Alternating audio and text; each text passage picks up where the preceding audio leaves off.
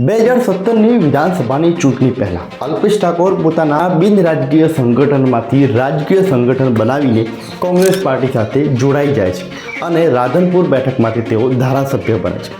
પરંતુ કોંગ્રેસ પાર્ટીમાં એમની અવગણના થાય છે, એમને કોંગ્રેસમાં સંતોષ નથી મળતો. એ રીતના કારણોસર 2019માં તેઓ કોંગ્રેસ પાર્ટીને છોડી દે છે.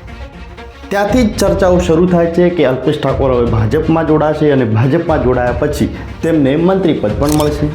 ભાજપમાં જોડાતા પહેલાં 2019માં પોતાના સંગઠનના કાર્યકર સ્વરૂપજી ઠાકોરને બનાસકાંઠાની બેઠકમાંથી તેઓ અપક્ષ ઉમેદવારી કરાવે છે અને અપક્ષ ઉમેદવારી કરાવીને ભાજપના ઉમેદવાર પરબતભાઈ પટેલને મદદ કરે છે.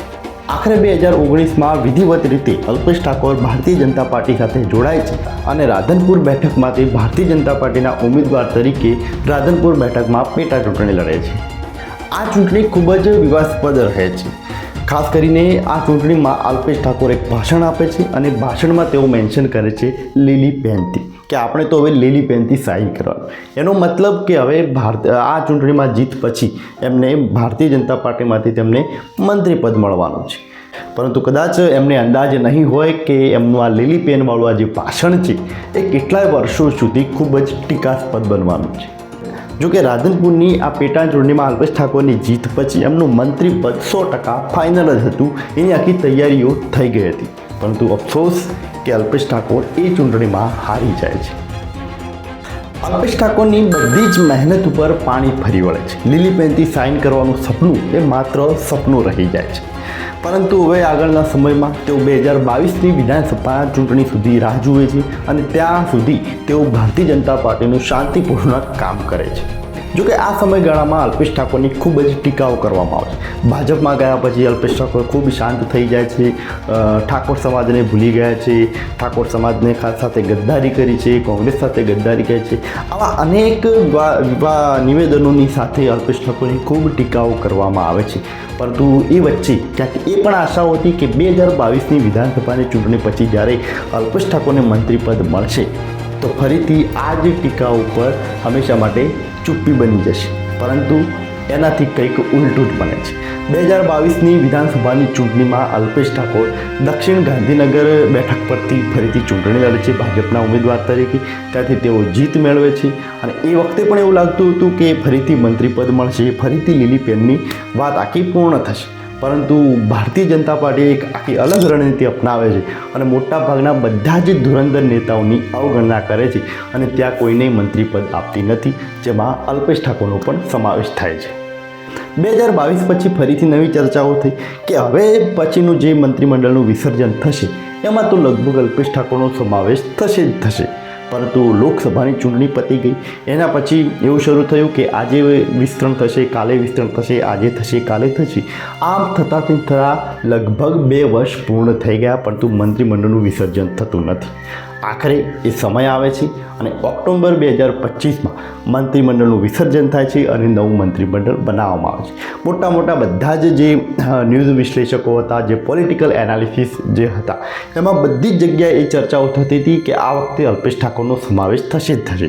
જો ઘણા બધા એવા ધુરંધર નેતાઓનો પણ સમાવેશ થશે, કારણ કે એના પાછળના ઘણા બધા કારણો હતા. ભારતીય જનતા પાર્ટી માટે જે શાંતિપૂર્ણ અલ્પેશ ઠાકોરનું જે વર્તન હતું એના કારણે અલ્પેશ ઠાકોરને આ વખતે તો મંત્રીપદ આપશે 100% લગભગ ફાઇનલ હતું. પરંતુ ભાજપ છે ને, ભાજપ આખી અલગ રણનીતિ રમે છે. એને જોતાં ફરીથી અલ્પેશ ઠાકોરની અવગણના થાય છે. આ વખતે પણ મંત્રીમંડળમાં અલ્પેશ ઠાકોરનો મેળ પડતો નથી.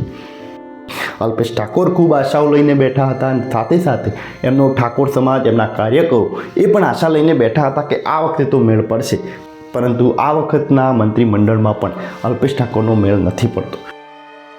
ફરી અલ્પેશ ઠાકોરની ભરપૂર મજાક બનાવવામાં આવે છે. સોશિયલ મીડિયામાં ખૂબ જ અલ્પેશ ઠાકોરની મજાક બનાવવામાં આવે છે. પરંતુ તમે જુઓ તો 2019થી લઈને 2025 સુધી અલ્પેશ ઠાકોરે ભારતીય જનતા પાર્ટીમાં એકદમ શાંતિપૂર્ણ કામ કર્યું અને સાથે જ એમને પોતાનું જે સામાજિક સંગઠન હતું ગુજરાત ક્ષત્રિય ઠાકોર સેના, એને પણ થોડીક સાયલેન્ટ બનાવી દીધી. કેમ કે એ એક જ એવો રસ્તો હતો કે જેથી ભારતીય જનતા પાર્ટી એમને મંત્રીપદ આપી શકવાની હતી. કેમ કે શાંતિપૂર્ણ વ્યવહારથી જ મંત્રીપદ મળે તેની સંભાવનાઓ વધારે હતી. એના કારણે અલ્પેશ ઠાકોરે એ રસ્તો અપનાવ્યો. પરંતુ 2019થી લઈને 2025 સુધી અલ્પેશ ઠાકોરનો એ રસ્તો લગભગ મંત્રી પદ સુધી નથી પહોંચતો. ભાજપમાં અલ્પેશ ઠાકોરની માત્ર અવગણના જ થાય છે. પરંતુ ભારતીય જનતા પાર્ટી શું અહીં ભૂલી ગઈ છે કે આ એક આંદોલનકારી નેતા છે? એ આંદોલનકારી નેતા કે જેને 2017ના સમયમાં તો ભાજપની ઊંઘ પણ હરામ કરી હતી. તો આ આંદોલનકારી નેતાને શું ફરીથી આંદોલનકારી બનવા ભાજપ એમને મજબૂર કરી રહી છે? કેમ કે શાંતિપૂર્ણકવાળો જે રસ્તો હતો એ તો અલ્પેશ ઠાકોર હવે ભાજપમાં અપનાવી ચૂક્યા છે. તો શું હવે ભાજપની સામેનો જે રસ્તો છે, જે આંદોલનકારીવાળો જે રસ્તો છે, શું એ અલ્પેશ ઠાકોર અપનાવશે? શું ફરીથી અલ્પેશ ઠાકોર આખું શક્તિ પ્રદર્શનની રીતે ભાજપની સામે આવશે? એવા ઘણા બધા સવાલો છે. જો કે એના જવાબો એ તો માત્ર અલ્પેશ ઠાકોર જ આપી શકે. પરંતુ આખી આ ઘટનાને થોડુંક વિશ્લેષણ કરીએ અને આજના વિડીયોમાં સમજવાનો પ્રયત્ન કરીએ કે હવે આવનારા સમયમાં અલ્પેશ ઠાકોર એવો શું રસ્તો અપનાવી શકે કે જેથી આવનારા સમયમાં અલ્પેશ ઠાકોરને મંત્રીપદ મળી શકે એમ છે. કેવા અલ્પેશ ઠાકોર સાથે હવે સંભાવનાઓની દ્રષ્ટિએ અલ્પેશ ઠાકોર કયા રસ્તા અપનાવશે એ સમજવાનો પ્રયત્ન કરીએ આજના આ વિડીયોમાં. જો તમે ચેનલ ઉપર નવા હો તો ચેનલને સબસ્ક્રાઈબ જરૂર કરી લેજો.